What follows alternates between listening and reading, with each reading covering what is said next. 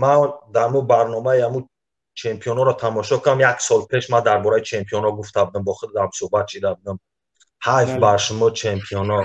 با خدا قسم برآمدین شما گفتین اول پیشوای ملت بر پدرت نعلت پدرت گجاد عبد کی گشنه بد ترا خران 20 سال ترا کلان کرد. تو لعنتی بگوی پدر، تو کجاد ناموسی ته لعنتی، تو سگ لعین پدری، تو کجاد عبد ای کجاد تو دنیا. بله او کاری همو نام سا گرفتن حیفه که یکم پیشوای ملت او پدری که ترا 20 سال چند سال پیش گشنه بود به خدا قسم نان باید در دهن خودش میداخت نداخت، در دهن تو پدر، در دهن تو لعنتی داخت. مادری که تو خنگ میخوردی که خچم خنگ میخورد خچم نپشانده بود، تو کثیف پشانده بود، تو کثیف خرانده بود.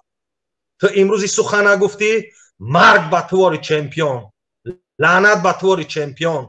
تو چمپیون هم نیستی. تو اگر چمپیون میشتی میگفتی که خدا را شکر از چونین پدر ما به دنیا آمدم، از چونین پدر. لعنت به یا نمیدونم. اگه نگاه کن بیا نگاهش کنیم یا جویا نگاهش کنیم. بله مونجدا ببینم. بله یکم جناب عالیه فهمیدی؟ بعد باشه بعد تعریف کنم. وای سرمون پدرت گجاده. یکم جناب عالیه فهمیدی؟ بعد باشه بعد تعریف کنم. الحمدلله. نه پدر همین پدری همین چگونه روی پدرش امروز میرود، چگونه روی پدرش نگاه میکنه.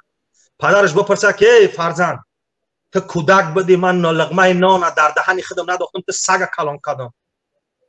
انا کی رحمان فی لعنت کرده الله میگه. امروز نامی او را رحمان باید تا چیزای صحبت پدر بالا میاد. که نام ترا گرفتن، نام ترا سگ نمیگیره. سگ نام تو سگ گرفتن حیفه که نام ترا بگیرن. نگاش که اینای چاپلوس ولی وقتی یا میرسن وقتی چاپلوسو مونوش ده حیوان یا بار دیگه ببیننش همین ملت همین 10,000 آدم تماشا داره مونوش ببیننش.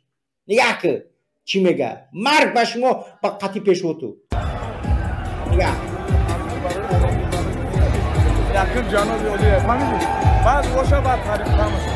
بعد دیگه همه دیگرش بعد دیگه پوفی که دیگهش دیگه اینم میای مردکی یا هم خای یا مونم امیر مونم گوش کنه همینو همین گپ امیر مونم یکم جناب مردم توجیکاتو میبردی در سای ملت شون بدونی. Огромная благодарность хочу выразить свою нашему президенту Эмомали Рахмону. خب دیگه اینای امامعلی رحمونوف یعنی که شیشه تماشا میکنم دیگه شا. سلامت باشی برادر گرامی، الله حفظت کنه. سلامت باشی. خیلی ترین رو بسیار شما کو ای ملت چیمو باور دیگه یگون قهرمان دای ملت دیگه نه تولد میشوه نه میبرویا. ان شاء الله بعد رحمانوف همه چیز میبروه. خداوند همین لعنت کرده الله پیش همین کی مریم رویش کنیم یا پیش همو کی اکاش رویش کنیم خدا خواه همش خوب میشه. سلامت.